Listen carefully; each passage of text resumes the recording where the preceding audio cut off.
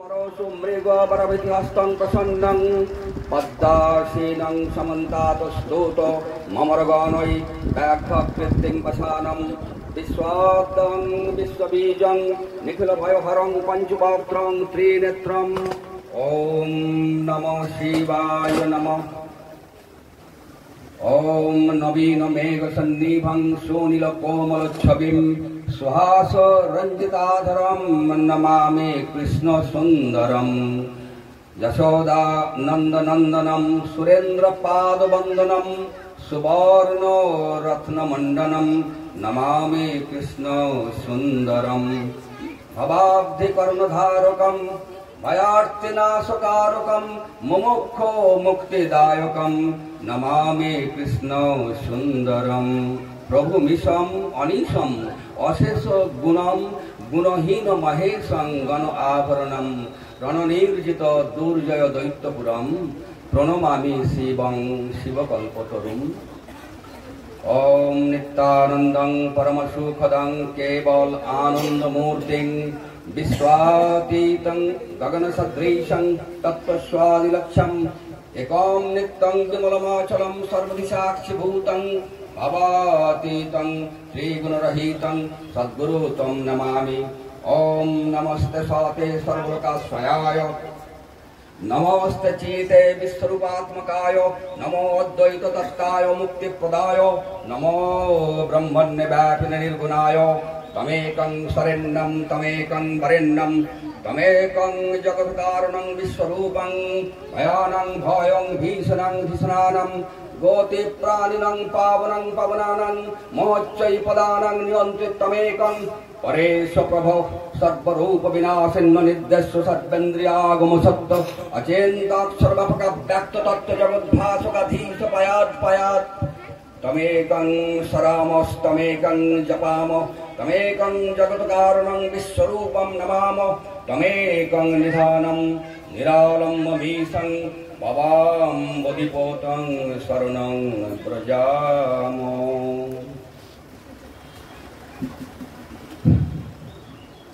ब्रह्मेर कोनो रूप नाई, कोनो शरीरও নাই। ब्रह्म निराकार अनादि अनंत।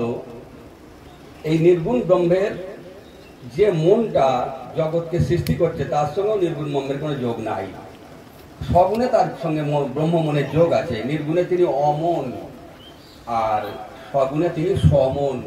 তারই অনন্ত মনোমধ্যে কোটি কোটি সৌরমণ্ডল সমন্বিত এই বিশাল ব্রহ্মাণ্ডটা ভাসমান অবস্থায় আছে। তো সেই নির্গুণ ব্রহ্ম সগুণেও তিনি নিরাকার, নির্গুণেও নিরাকার। তবে সগুণে তার মন আছে, নির্গুণে মনের সঙ্গে কোনো যোগ নাই। তিনি অনন্ত আনন্দ স্বরূপ। বেদ বলছে নির্গুণ সম্পর্কে আনন্দ ব্রহ্ম আনন্দাদ্যপখল্যমানি ভূতানি জায়ন্তে আনন্দেন জাতানি জীবন্তে আনন্দং যৎপ্রয়ান্তবিসং বিসন্তি ইতি। শুধু এইটুকু বলা যায় তিনি আনন্দ স্বরূপ, অসীম আনন্দের সাগর, সেই পরম ব্রহ্ম। তাকে পেতে হবে। তাকে পেতে গেলে তিনটে পথ আছে। একটা হচ্ছে ভজন, আর একটা কীর্তন, আর একটা সাধন। অনেকে আজকাল ভজন কীর্তনকে খান্তি দেয়, সাধনা করে না। তারা বলে কলৌ নাম হইব কেবলম, কলিযুগে খালি নাম করলেই হয়ে যাবে সব। না, নাম অবশ্যই করতে হবে মনটা তৈরি করার জন্যে। সাধনার উপযুক্ত মানস আত্মিক ক্ষেত্র তৈরি করার জন্যেই ভজন আর কীর্তনের প্রয়োজনীয়তা অনস্বীকার্য। কিন্তু ক্ষেত্র প্রস্তুত করলাম, বীজ বপন করলাম না, চাষাবাদ করলাম না, ছেড়ে দিলাম, তাহলে কি হবে? তাহলে কোনো রকম ফল পাওয়া যাবে না। সেই জন্যে ক্ষেত্র প্রস্তুত হয় ভজন কীর্তনে। আর পাকা ফসল তুলবার পন্থা হচ্ছে ওই জমিতে কৃষিকাজ করা, বীজ বপন করা, সেচ দেয়া, সার দেয়া, জল দেয়া, এসব করতে হবে, তবে তো পাকা ফসল পাবো। সেই জন্যে কীর্তন করা হয়। পরম পুরুষের অতি প্রিয় শব্দতে কীর্তন তাকে আহ্বান করা হয়। ভজনে তার গুণকীর্তন করা হয়। আর তার তো অনেক নাম গো, যেহেতু তার অনেক গুণ, অনেক কাম, তাই অনেক নাম। কিন্তু এই গুণবাচক শব্দে ভজন চলতে পারে, কারণ ভজন মানে হচ্ছে ভগবানের গুণগুলোকে প্রকাশ করা, প্রচার করা। কিন্তু কীর্তনে তাকে যখন আহ্বান করা হচ্ছে, গৌর এসো হে বলে আহ্বান করছে, না গৌর আর গৌর নেই গো, গৌর এখন ভগবানের সাথে মিশে ভগবান হয়, পরমপিতা বাবার সাথে মিশে বাবা হয়ে গেছে। তাই নাম ধরে তাকে ডেকো না, কীর্তনে নাম ধরে ডাকা যায় না। যদিও তিনি বলছেন যে মদ ভক্তা গায়ন্ত্রী যত্র তত্র তিষ্ঠামি নারদ, হে নারদ, যেখানে ভক্তি রসাপ্লুত চিত্তে আমার ভক্তরা আমাকে কেন্দ্র করে আবর্ত কীর্তন করছে, সেখানে তাদের মাঝখানটাতে আমি এসে হাজির হই, ওতে বাধ্য হই। এমনি তার যাই হোক, কথা হচ্ছে সেই জন্যে নাম কীর্তন করব, তাকে ডাকবো। নাম কীর্তন মানে ডাকা হচ্ছে, ওগো তুমি এসো আমাদের মাঝে বসো। তখন বাবা তো তিনি পরম পিতা। গীতাতে কৃষ্ণ বলছেন অর্জুনকে, তাসাং ব্রহ্ম মহৎ জনিরহং বীজপ্রদ পিতা, ব্রহ্মে মহৎ জনিতে বীজদাতা আমি পিতা, আমি জগৎ পিতা, পরম পিতা বাবা। অর্জুন, এতদিন তুমি জানতে আমি তোমার মামা, তো দাদা, তোমার সখা, কিন্তু আজ বিশ্বরূপ দেখার পরে নিশ্চয়ই বুঝতে পারছো আমি বিশ্বের পিতা, জগৎ পিতা, পরম পিতা বাবা। আমাকে বাবা বলে ডাকলেই খুশি হব। যাই হোক, ভজনে কিন্তু ঈশ্বরের অনেক নাম গুণবাচক শব্দগুলো ব্যবহার করা হয়। বাবা আনন্দমূর্তি নিজেই করেছেন, যেমন নারায়ণ, হরি, গোপাল, কৃষ্ণ, শিব ইত্যাদি শব্দ, আল্লাহ ইত্যাদি শব্দ ব্যবহৃত হয় ভজনেতে, কিন্তু কীর্তনে নয়। ভজনে যেমন তুমি আমার প্রিয়, সবার প্রিয় নারায়ণ। নারায়ণ মানে কি? নার মানে পরমা প্রকৃতি, অয়ন মানে আশ্রয়, যিনি পরমা প্রকৃতির আশ্রয়, অর্থাৎ পরম পিতা বাবা। আগে আনন্দমার্গে আমরা গান করতাম, গুরুদেব গান দেওয়ার আগে, হরিহর আমার পিতা, গৌরী আমার মাতা, ত্রিভুবন স্বদেশ আমার। হরিহর আমার পিতা। কে হরি? হরতি পাপানি ইত্যর্থে হরি, যিনি জীবের, সকল জীবের ত্রিতাপ জ্বালা হরণ করে নেন, পাপ তাপ হরণ করে নেন। পাপের কারণে ত্রিতাপ জ্বালা হয় জীবের, সব পাপ তিনি হরণ করে নেন জীবকে জ্বালা মুক্ত করার জন্যে, জীবকে দুঃখ দুর্দশার নাগ পাশ থেকে, বন্ধন থেকে মুক্ত করার জন্য। তাই যিনি পাপ হরণ করেন তিনি হরি। আর হর মানে কি গো? হরতি ভারং য স হর, যিনি হরি তিনি হর। কিন্তু হরি নামে যখন তিনি তখন তার নাম হরি, তখন তিনি কি করছেন? পাপ তাপগুলো হরণ করে নিচ্ছেন। যখন তার নাম হর, তখন কি হচ্ছে? হরতি ভারানি ইত্যাদি, জগতের সকলের সব ভার, কোটি কোটি গ্রহ নক্ষত্রের ভার, কোটি কোটি জীব জন্তুর ভার, মানুষের ভার, সব যিনি বহন করেন। আর সকলের জৈব ক্ষুদ্র ভারগুলোকে যিনি নিয়ে নেন, নিয়ে সমষ্টিগতভাবে গোটা জগতের সব ভার যিনি সমস্তকে বহন করেন, তিনি হলেন হর। রবি ঠাকুর বলছে জীবের যে ভারগুলো সম্পর্কে, আমার কি কি ভার আছে? আমার দেহের ভার আছে, আমার মনের ভার আছে, আমার আত্মার ভার আছে, ক্ষুদ্র আত্মিক ভার। এইগুলোর কারণে আমি ব্রহ্মানন্দ থেকে, অনন্ত আনন্দ থেকে বিচ্যুত হচ্ছি। আমি ব্রহ্মকে লাভ করতে পারছি না, ব্রহ্মের অনন্ত চেতনা সায়রে নিজেকে নিমজ্জিত করতে পারছি না। তাই এই ভারগুলোকে তিনি হরণ করে নেন, যাতে আমি সহজে অনন্ত আনন্দের আর বিস্তরঙ্গ মহাস্রোতে ভেসে যেতে পারি। রবি ঠাকুর বলছেন, নিজ দুঃখ, নিজ ক্ষুদ্র দুঃখ শোক জলঘট সম, চাপিছে দুর্ভর ভার মস্তকের মম, ভাঙি তাহার ডুব দিব বিশ্ব সিন্ধু তীরে, সহজে বিপুল জল বহি যাবে শিরে। নিজ ক্ষুদ্র দুঃখ সুখ, আমি সুমিত্রানন্দ, আমার এই দুঃখ আছে, এই সুখ আছে, এই জায়গায় গেলাম এই সব কষ্ট পেলাম, এই জায়গায় গেলাম কিছু ভালো সম্মান পেলাম। এই যে জৈব অস্তিত্বের যে ক্ষুদ্র দুঃখ সুখের অনুভূতি, এই অনুভূতিটা কবে চিরতরে সমাপ্ত হবে? যেদিন ভগবানকে লাভ করব, যেদিন তার অনন্ত আনন্দের সাগরে ডুব দিতে পারবো, ক্ষুদ্র জৈব অস্তিত্বকে ত্যাগ করে যেদিন আমি শিব হয়ে যেতে পারবো, সেদিন আর নর থাকবো না, নারায়ণ হয়ে যাব। সেদিন জীব থাকবো না, শিব হয়ে যাব। সেদিন ইনসান থাকবো না, ভগবান হয়ে যাব। তো সেই দিন ক্ষুদ্র জৈব অস্তিত্বকে, এই জৈব অস্তিত্বের ভয়ানক ভারকে আর আমায় বহন করতে হবে না। এই ভার কে হরণ করে নিল? কে হরণ করে নেওয়ার পর আমি অনন্ত ব্রহ্মের সাগরে মিশে গেলাম? না, সেই হর, যিনি জীবকে সমস্ত ক্ষুদ্র বন্ধনের নাক পাশ থেকে মুক্তি দেন, হরণ করেন সব জৈব ভার, তিনি হলেন হর। আল্লাহ কি? আল্লাহ হচ্ছে আতে আরম্ভ লাতে লালন হতে হনন, অর্থাৎ যিনি জগতের সৃষ্টির শুভ আরম্ভ করছেন, জগৎকে লালন পালন করছেন, আবার অন্তিমে সবকে সংহার করে জৈব অস্তিত্বকে খতম করে দিয়ে যিনি সকলকে নিজের অনন্ত আনন্দের রাজ্যে নিয়ে টেনে নিচ্ছেন, তিনি হলেন আল্লাহ। গড মানে তাই G the generator, O the operator, D the destructor, অর্থাৎ যিনি ব্রহ্মাণ্ডের সৃষ্টি স্থিতি লয় সব কিছু করে চলেছেন, সেই সগুণ ব্রহ্ম তিনি আল্লাহ, তিনি গড, তিনি নারায়ণ, তিনি হর, তিনি হরি। আচ্ছা, তাহলে ওম মানে কি? ওম, অতে, অটা হলো স্বরে অ, সৃষ্টির বীজ, সৃষ্টিটা শুরু হচ্ছে স্বরের মাধ্যমে, আওয়াজের মাধ্যমে, তাই স্বরে অ বলছিল। সো অ এর মাধ্যমে, অ হচ্ছে সৃষ্টির বীজ, অ অক্ষরের মাধ্যমে তিনি সৃষ্টি করছেন। তাহলে ব্রহ্ম তো সৃষ্টি করেন না, সৃষ্টি স্থিতি লয়ের ঊর্ধ্বে নির্গুণ ব্রহ্ম, তিনি যখন সৃষ্টি কার্যে হাত দিচ্ছেন তখন এই অ অক্ষরটা যেটা সৃষ্টির বীজ সেটা ব্রহ্মের সঙ্গে যুক্ত হয়ে যাচ্ছে, তখন ব্রহ্ম হচ্ছেন ব্রহ্মা, ব্রহ্ম যুক্ত অ সমান ব্রহ্মা। উতে বিষ্ণু, যিনি সবকে পালন করছেন, মতে মহেশ্বর, যিনি সবকে ধ্বংস, সকলকে সব কিছুকে ধ্বংস করে নিজের মধ্যে ফিরিয়ে নিচ্ছেন, তিনি হলেন মহেশ্বর। তাহলে যাহা ওম তাহাই আল্লাহ, তাহাই গড। লোকে বেকার লড়াই ঝগড়া করে মরে। তো কোরআন বলছে লা ইলাহা ইল্লা আনতা সুবহানাকা ইন্নী কুনতু মিনাজ জালিমিন, লা শারীকা আল্লাহ, আল্লাহ সর্বব্যাপক, নিরাকার, অনন্ত, অনন্ত জ্যোতির মহাপারাবার, বিশ্বের বিভু সত্তা তিনি।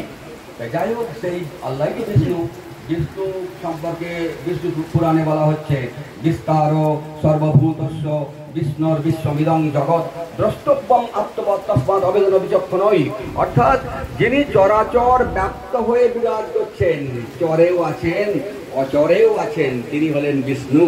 তিনি তো রক্ষাকর্তা, তিনি পালনকর্তা। তিনি যদি প্রত্যেকটা অণু পরমাণুতে মিশে না থাকতেন তাহলে প্রত্যেকটা অণু পরমাণুকে রক্ষা কিভাবে করতে পারতেন? আমাকে রক্ষা করতে গেলে আমার কাছে তো আসতে হবে। তাই বিষ্ণু যেহেতু জগতের সকলের পালনকর্তা, তাই তিনি জগতের প্রত্যেকটা অণু পরমাণুর মধ্যে মিশে আছেন। একটা গল্প আছে, গল্পটা হলো একবার হিরণ্যকশিপু তার পুত্র ভক্ত প্রহ্লাদকে বললেন, বল বল প্রহ্লাদ, তোকে এতক্ষণ ধরে হত্যা করবার সমস্ত চেষ্টা করলাম, পারলাম না, কোনো অদৃশ্য শক্তি তোকে রক্ষা করতে, বল কে সে? বললেন, বাবা, তিনি আমার বাবা, তোমার বাবা, বিশ্বের সবার বাবা, সেই পরম পিতা বাবা, তিনি বিষ্ণু, তিনি আমাকে রক্ষা করছেন। Like invincible armor, he is protecting us from all possible danger and disaster. সমস্ত সম্ভাব্য বিপদ আপদ ঝঞ্ঝা ঝড় ঝাপটা থেকে যিনি আমাদেরকে প্রতিনিয়ত সঙ্গে থেকে রক্ষা করছেন, তিনি হলেন বিষ্ণু। তা বলল তার বাবা হিরণ্যকশিপু পাপী রাজা ছিল, বল তোর বিষ্ণু কোথায় আছে, তাকে হত্যা করবো। বলে, বাবা, তিনি সর্বত্র আছেন, আমি মোটা বুদ্ধির মানুষ, অত শত বুঝি না, বল তোর বিষ্ণু এই থামটার মধ্যে আছে, এই প্রাসাদের এই স্ফটিক স্তম্ভের মধ্যে আছে। বলে, হ্যাঁ বাবা, এখানেও তিনি আছেন। তখনই কোষ মুক্ত তলোয়ার হাতে সদম্ভে এই পাপী রাজা হিরণ্যকশিপু ওই স্ফটিক স্তম্ভে সদম্ভে পদাঘাত করলো, বললো, বেরিয়ে আয় বিষ্ণু, তোকে হত্যা করবো, যদি থাকিস এই পাষাণ স্তম্ভের মধ্যে বেরিয়ে আয়। কথিত আছে ওই স্ফটিক স্তম্ভ বিদীর্ণ করে সেখানে আবির্ভূত হলেন নৃসিংহ অবতার। দলিত হিরণ্যকশিপু তনুভৃঙ্গম কেশবধৃত নরহরি রূপ জয় জগদীশ হরে। সেই জগদীশ্বর, সেই নৃসিংহ নরসিংহের মতো রূপ ধারণ করে সেই পাপী রাজাকে হত্যা করেছিলেন এবং ভক্তকে রক্ষা করেছিলেন। গীতায় তিনি বলছেন, যদা যদা হি ধর্মস্য গ্লানির্ভবতি ভারত অভ্যুত্থানমধর্মস্য তদা ব্রহ্মাণং সৃজাম্যহং পরিত্রাণায় সাধুনাং বিনাশায় চ দুষ্কৃতাং ধর্ম সংস্থাপনার্থায় সম্ভবামি যুগে যুগে। জন্ম কর্ম চমে দিব্যম এবং ব্যতীত ত্যক্তা দেহং পুনর্জন্ম নৈকে মামেতি সহর্জুন। আমি যুগে যুগে আবির্ভূত হই পাপের চঙ্গুল থেকে, পাপের কঙ্গল থেকে শুদ্ধ ভক্তদের রক্ষা করার জন্যে, ধর্মরাজ্য স্থাপন করার জন্য। তাহলে এখানে বিষ্ণু ক্লিয়ার হয়ে গেল শব্দটা। তাহলে এই যে গুণবাচক যে শব্দ সেটা ভজনে চলবে, কীর্তনে চলবে না। কীর্তনে আহ্বান করা হচ্ছে, তুমি এসো গো, এসো আমাদের মাঝে বসো। সেখানে কি বলে ডাকবো? সেই পরমপিতা বাবাকে, যার নাম বিষ্ণু, যার নাম আল্লাহ, যার নাম গড, যার নাম হর, যার নাম নারায়ণ, যার নাম জগন্নাথ, সেই বিরাট পুরুষকে, সেই বেদে বর্ণিত সেই বৈষ্ণব পুরুষকে, সেই একক সত্তাকে, এক পরমপিতা ভগবানকে আমরা যখন কীর্তন করবো, কীর্তনের সময় তাকে কি নামে আহ্বান করবো বলতো? তাকে বিষ্ণু, ওগো বিষ্ণু এসো, ওগো আল্লাহ এসো, ওগো গড এসো, এইভাবে ডাকবো? ওগো গৌর এসো, এইভাবে ডাকবো কি? নাকি তাকে আদর করে বাবা বলে ডাকবো? নিজের বাবাকে যখন কোনো ছেলে ডাকে তখন কি বলে ডাকে? হয়তো বাবাটা মাস্টারি করে, তাকে কি মাস্টার বাবু এসো বলে ডাকে? হয়তো ঘরে ফিরে এসে ওর বাবা হোমিওপ্যাথি ডাক্তারিও করে, তখন কি ডাক্তারবাবু এসো বলে ডাকবে বাবাকে? ডাকবে কি? বলো তো কি বলে ডাকবে ছেলেটা? হয়তো বাবার নাম রাম ভট্টাচার্য, তাকে কি রামবাবু এসো বলে ডাকবে ছেলেটা? বলুন তো, ছেলেটা তার বাপকে কি বলে ডাকবে? হ্যাঁ, কোনো গুণবাচক শব্দে নয়, কোনো গুণবাচক শব্দে নয়, ডাকবে সম্বন্ধবাচক শব্দে, সম্পর্ক, পিতা পুত্রের সম্পর্কবাচক শব্দে কীর্তনের সময় তাকে ডাকতে হবে। তাই তাকে বাবা বলে ডাকতে হবে। বাবা এসো গো, বাবা এসো গো, বাবা নাম কেবলম, বাবা নাম কেবলম। হয়তো ভদ্রলোককে রাস্তায় অনেক লোক ডাকছে, কেউ মাস্টার বাবু বলে ডেকেছে, কেউ ডাক্তারবাবু বলে ডেকেছে, কেউ রামবাবু বলে ডেকেছে। তাদের প্রতি অতটা মমতা ছিল না রামবাবু এই মাস্টারমশাইয়ের। কিন্তু ঘরে আসার পর যখন ছেলে তাকে দৌড়ে গিয়ে তারপরে ঝাঁপিয়ে পড়লো, তাকে বাবা বাবা বলে ডাকতে লাগলো, ওই ছেলের প্রতি তার প্রেম, প্রীতি, সোহাগ, ভালোবাসা সব থেকে বেশি। সেই জন্য তার ছেলে মেয়ের প্রতি, ছেলে মেয়ে বাবাকে বাবা বলে ডাকে, নাম ধরে ডাকে না। সেই জন্য ভগবান তিনি পরম পিতা, বিশ্বপিতা বাবা। তাই কীর্তনের সময় ভজনে চলবে রাম, হরি, কৃষ্ণ ইত্যাদি শব্দ, কীর্তনে চলতে পারে না। কীর্তনে তাকে বাবা বলে ডাকতে হবে। এতদিন কিছু লোক ভুল করেছে, আমরা সে ভুলটা করবো কেন? ভুল সংশোধন করতে হবে ধর্ম সংস্কারের জন্য, ধর্মক্ষেত্রে ব্যাপক সংস্কারের জন্য বাবা আনন্দমূর্তি যে এসে গেছেন। কারণ সারা পৃথিবী এক করতে হবে। মহাভারত গঠনের সময় নয় এটা, এটা মহাবিশ্ব গঠনের সময়। যে ভারত বিশ্বের গুরু ছিল এককালে, সেই ভারত আবার বিশ্বের গুরু হবে। ভারত আবার জগৎ সভায় সর্বোচ্চ এবং সর্বশ্রেষ্ঠ আসন অলঙ্কৃত করবে। সনাতন ধর্মের, ভাগবত ধর্মের গৌরব গাথা সারা পৃথিবীর আকাশে বাতাসে ধ্বনিত, প্রতিধ্বনিত হবে একদিন। সেদিন খুব নিকটে আসছে। সারা পৃথিবী এক হয়ে যাবে। কেউ আমেরিকান, জার্মান, রাশিয়ান, ভারতীয় থাকবে না। কেউ হিন্দু, মুসলমান, খ্রিস্টান, জৈন, বৌদ্ধ থাকবে না। সবাই বলবে আমি মানুষ। সবার উপরে মানুষ সত্য, তাহার উপরে মহাদেব সত্য, তাহার উপরে কিছুই নাই। সেই জন্যে ভগবানকে আমরা ডাকবো। ভজন কীর্তনের মাধ্যমে মন তৈরি হবে, আর সাধনার মাধ্যমে সেই মন দ্রুত গতিতে সাধনার মাধ্যমে, যোগ সাধনার মাধ্যমে ঈশ্বর প্রাপ্তির পথে প্রধাবিত হবে। সেই জন্য সাধনা ভীষণ দরকার। যদি সাধনা না করি, ভজন কীর্তনকে শান্তি দিই, তাহলে কেমন অবস্থা হবে আমাদের? যেটা হচ্ছে আজকালকার লোকেদের মধ্যে, আপনি জমিটা লাঙল দিলেন, হাল চাষ করলেন, সার দিলেন, জল দিলেন, সব দিলেন, দিয়ে আর বীজ বপন করলেন না, ছেড়ে দিয়ে চলে গেলেন। তখন জমিটার কি অবস্থা হবে? দুদিন পরে দেখবেন যে ঘাসগুলো চাপা পড়ে, সে ঘাসগুলো সার জল পেয়ে বিশাল বড় বড় হয়ে গেছে। তা মনের ঘাস হচ্ছে কাম, ক্রোধ, লোভ, মোহ, মদ, মাশ্চর্য, ঘৃণা, ঈর্ষা ইত্যাদি। ওই ঘাসগুলো তখন ভক্তি আর এই তোমার ভজন কীর্তনের একটা বিপুল শক্তি লাভ করে ওই কাম, ক্রোধ, লোভ, লালসাগুলো প্রচণ্ডভাবে বেড়ে যাবে। তাই অতি বড় কীর্তনিয়ার মুখে আমরা নোংরা গালাগাল শুনতে পাই, কত কদর্য, কত ভাষা, কত ইঙ্গিত। হয়তো কীর্তন বা আসরে বিরাট ভক্তি রসের স্রোত বইয়ে দিল, ঘরে গিয়ে বউকে ধরে পেটাচ্ছে, মদ খাচ্ছে, গাঁজা খাচ্ছে, বুঝতে। সেই জন্যে, কেননা কীর্তনের মাধ্যমে যে মনে প্রচণ্ড শক্তি জাগ্রত হয়েছিল, তাকে সাধনার মাধ্যমে কাজে লাগাইনি গো। যদি কাজে লাগাতো তাহলে অনন্ত, অনাবিল, অসীম আনন্দের রাজ্যে প্রবেশ করতো তার চেতনা, এবং তার সমস্ত পার্থিব কামনা বাসনা সমাপ্তি হতো। অনেকে বলবেন যে না না, এই তো ভগবানকে তো বিজ্ঞানীরা মানে না। কে বলছে ভগবানকে বিজ্ঞানীরা মানে না? আচার্য জগদীশ বসু বলছেন, নরের দুঃখ পাশ ছেদন করিবার জন্য যুগে যুগে অবতার পুরুষের আগমন হইয়াছে ভারতবর্ষের বুকে। আমার সুদৃঢ় বিশ্বাস অত্যন্ত অদূর ভবিষ্যতে তাহার পুনরাগমন হইবে। এটা বড় বিজ্ঞানী আচার্য জগদীশ ঘোষের কথা, আমার না। আরেকজন বিজ্ঞানী আইনস্টাইন, তিনি বলছেন, জার্মান ইহুদি বিজ্ঞানী আইনস্টাইন, তিনি বলছেন প্রথমে ভগবানকে মানতেন না, পরে জীবনের শেষের দিকে একটা বই লিখলেন, বইটার নাম অটোবায়োগ্রাফি। ওই বইটাতে আইনস্টাইন লিখছেন, all my efforts to find out the theoretical foundation of this knowledge, physics, has been failed completely. It was as if the ground had been pulled out from under one with no firm foundation to be seen anywhere upon which one could have built.